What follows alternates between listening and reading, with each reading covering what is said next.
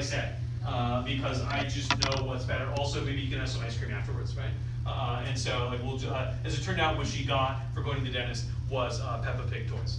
And so that was the bribe that was extended to sort of cover compliance at the dentist, right? And so, having said that, though, that this is sort of the attitude that Europeans have. This is what Kipling is trying to get at when he talks about the white man's burden. And here you have the political cartoon.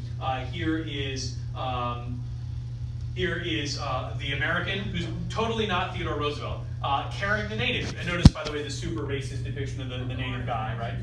But we're literally, the burden in this case is literally carrying this guy to the schoolhouse, because it's like, you have to go to school, and you have to learn how to read and be civilized. And of course the native is like, I don't want to do any of that. And we're like, you don't, but you don't know enough to know that this is what you have to do. You're like a child who has to be sort of just forced to learn until you realize that actually this is a good thing, right?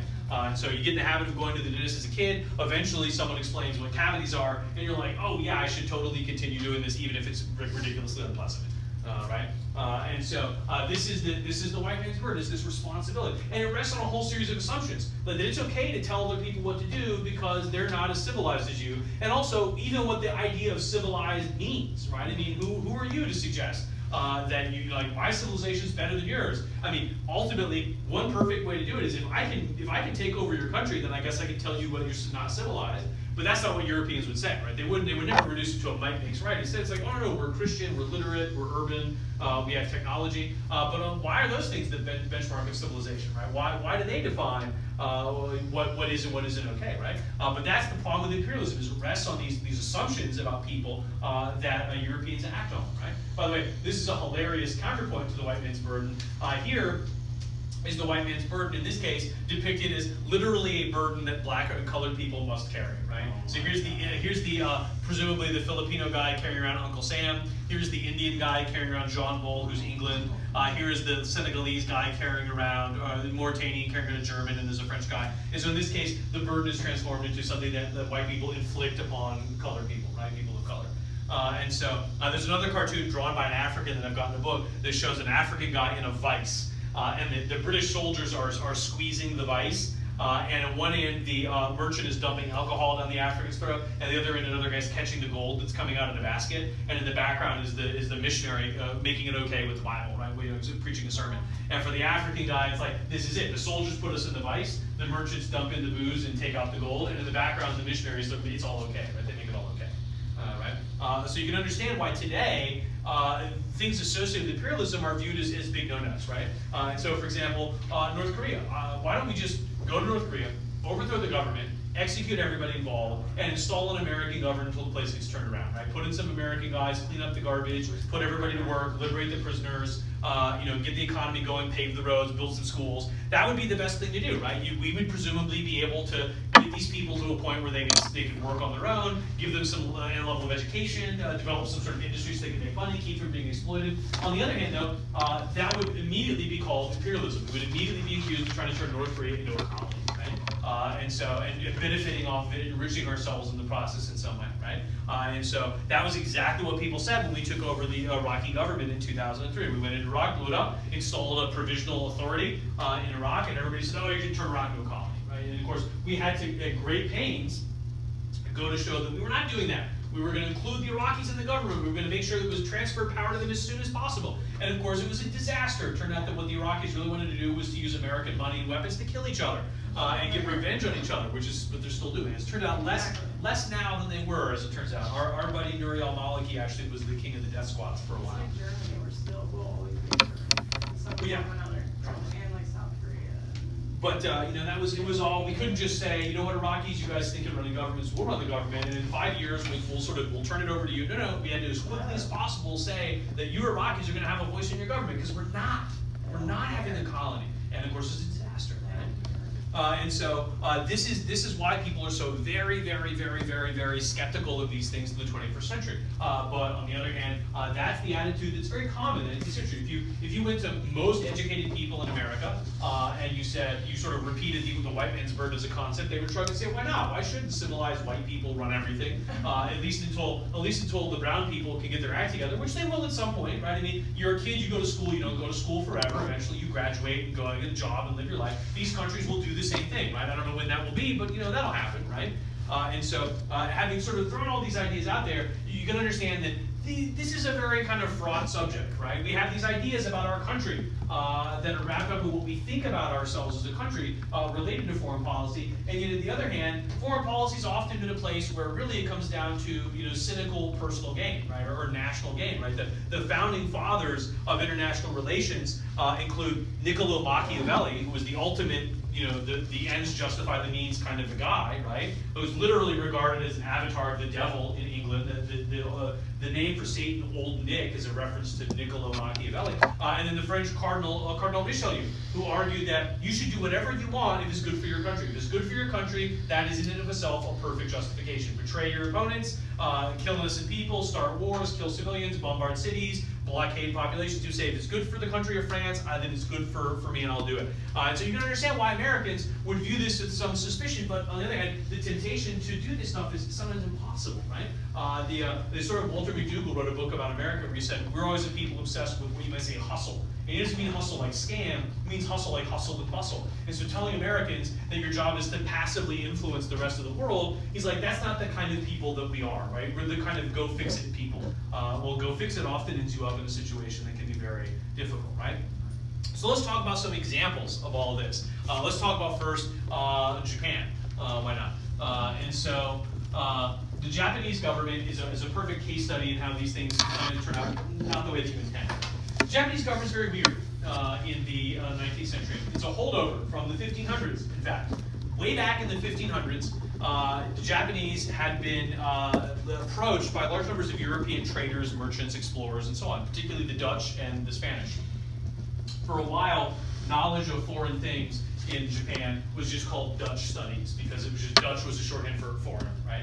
And so the Japanese would not admit it, but certain interesting little items in Japanese culture appear to be actually from foreign countries. Tempura, Japanese cooking, is actually Portuguese cooking that they Japanize, although they would not. That's totally not the way it is. And so the problem is, Japan is totally a sort of disunified country. It was run by a series of warlords and kind of clans. They all maintained their own militaries. They fought all the time. They had their private armies. There was an emperor who was descended from the sun goddess Amaterasu Omikami. And Amaterasu Omikami pulled Japan out of the bottom of the ocean and lifted the Japanese up out of the ocean and created the Japanese people, Yamato race. And then that's why they're the best, most perfect people that exist because they were created by God. Everybody else is sort of not that great. It's dirty, still bad. And so the emperor, though, had no real power. He was a figurehead, a symbolic figure, a religious figure, not really politically significant. What happened is that a series of warlords in Japan, 3 of them, began to unify the country.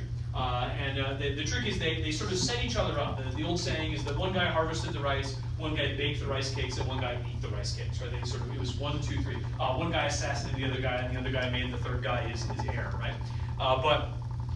The trick is, they had this idea of instead of just fighting these endless wars for gain, why not attempt to unify the country under your control, right? Defeat your enemies, integrate them into your armies, make the lieutenants your lieutenants, add their territory to your own, and gradually sort of conquer all of Japan, right? And so the last guy to do this his name was Tokugawa. And the secret that Tokugawa had was weapons from Europeans, guns. Turns out that the Japanese warriors, called the samurai, had these swords, they had bows, they had spears. They fought their whole lives. They were sort of warrior monks by training, right? They were very skilled warriors. But it turns out a peasant with a musket and 45 minutes worth of training could kill one of these guys. You can practice your entire life with your katana and your daiku bow. And a rice farmer with 45 minutes of instruction can put a lead ball 1/2 inch wide through your face. And it turns out that your armor and your sword is useless.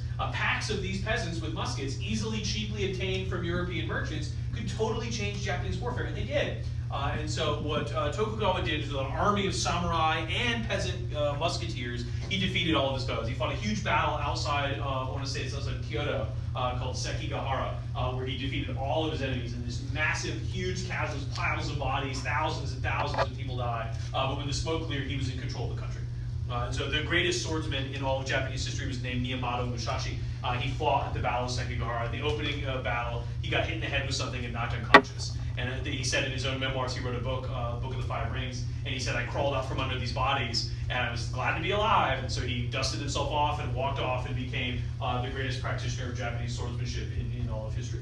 And so Tokugawa had a problem, though. He did this, but someone else could do it too, right? Another rebel lord could import weapons from European countries. There's always more European countries. It turns out there's the Dutch and the English and the French and the Spanish and the Germans, all these different European countries that you don't understand, but they could import weapons from someone else. So Tokugawa decided to create a new kind of government that assumed control over Japan. And what he did is he created a position for himself in the government called the shogun. The shogun is like the head warlord, the chief of the Japanese military. And so the shogun didn't exist until Tokugawa created it, but the emperor's still nominally in charge. That's the idea, is the emperor's in charge, the shogun is his advisor. But in practice, the shogun called the shots. Right? In practice, the shogun was the one really in charge. The phrase they used to describe this government in Japanese is they call it the Bakufu Government. Because Bakufu means behind the curtain. So the idea is the emperor's on the throne, he's telling you what to do, but in reality, behind his throne is the curtain, and there's the shogun whispering in his ear, telling him what to say, right? And so who's really in charge? Well, the guy behind the curtain is, right? And so the first thing Tokugawa does is ban foreigners. He bans foreigners, foreign ideas, foreign technology, foreign knowledge, foreign contacts, foreign trade, foreign religion, all of it. If you could just exclude foreigners, then you can kind of put Japan into stasis, deep freeze, and then nothing will change. Right? If nothing changes, you're always in control, right? And so it works. Japanese have this culture, which is, in a sense, it accommodates these sort of 180-degree changes of course, right? So it works. They kick all the foreigners out, execute the ones that won't leave voluntarily. All Japanese who practice foreign religions, Christianity, the big one, they tell them, you're going to either convert to Christianity or die. And it's easy. In Japanese culture, the bottom of your feet are dirty and rude, so you would never show the bottom of your feet to someone. So we're going to take a cross, the symbol of your religion, put it on the ground, and you're going to walk on the cross with your bare feet, which an actual Christian who's Japanese would not do that. It would be disrespectful to the extreme.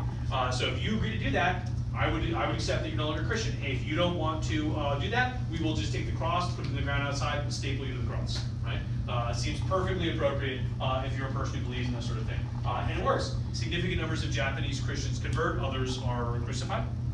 And that's the way that it is, right? And so the only foreigners allowed in Japan after this is set up is a small contingent of Dutch merchants who live on an island called Dejima, which is in the harbor of a little town, a port town in southern Japan called Nagasaki. And once a year, they lower the drawbridges, and the Japanese and the Dutch merchants will come and do business and do trades, and then they will back off, raise the drawbridges, and that's it. And so they're the only foreigners allowed in the country. And so it works amazingly. For 200 and some odd years, the Japanese are totally hermetically isolated from the rest of the world. And there's a number of reasons why people are fascinated by this. On the one hand, there is this inevitable, insatiable curiosity. We know some things about Japan. The Jesuits, who came with the Spanish in the 1500s, they translated Japanese books and art. There was some interest, scholarly interest in Japan, and it's sort of like you just want to know about the country that you don't know about, right? That's why I find books about North Korea fascinating, because even basic information about North Korea is not widely available. If you want to know everything about France, you could just go read the Wikipedia article of France, or like talk to a French person, or buy any one of a billion books. There's not information about North Korea. You can't just talk to someone from North Korea and be like, what's your school like? What's the TV like? Do you use the internet? What do you eat? What do they serve in restaurants? You just can't know that stuff, right? And so there is that sense about Japan that people just want to know, like, what's going on in Japan. But also, there is this interest in capitalism. Look, Japan might have resources, right? If America or some country doesn't get Japan first, another country might get it, right? Some other country, Britain is the obvious one, would go in there and take Japan and turn it into a colony. And then every colony that someone else gets is a colony you can't have, right? Every slice of pizza that I eat is a slice of pizza you can't have, and there's only 8 slices of pizza in the pizza, right? And on top of that, there's this paradox of capitalism. Ideally, in capitalism, you want everyone working all the time, as efficiently as possible, producing as many goods as you can, right? The problem is, if you do that, inevitably, you'll produce more goods than people can consume. This is called a surplus, right? Surplus goods, they're extra, no one wants them, right? They don't get sold, right? The problem is, if you produce a surplus, what does it do to the price of other goods? Well, it causes them to go down, right? Because there's these extra goods that no one is buying, so producing more goods will just lower the price, right? And so what you actually want is you want a very fine line between producing just not enough and just too much. You want to straddle that line. And that means that inevitably some people aren't going to have jobs and you're not going to produce as much as you can. And prices are always going to stay a little higher than they could if you produced more. The simple way to fix that problem is find new groups of people to sell stuff to. Find people that don't have stuff, sell them stuff. The surplus stuff that you made is not surplus when you include new customers, right? So if you're a giant Walmart in a little tiny town, you're not going to have enough customers. On the other hand, if you're a giant Walmart in a little tiny town and they build a highway from one town to the next, now all the people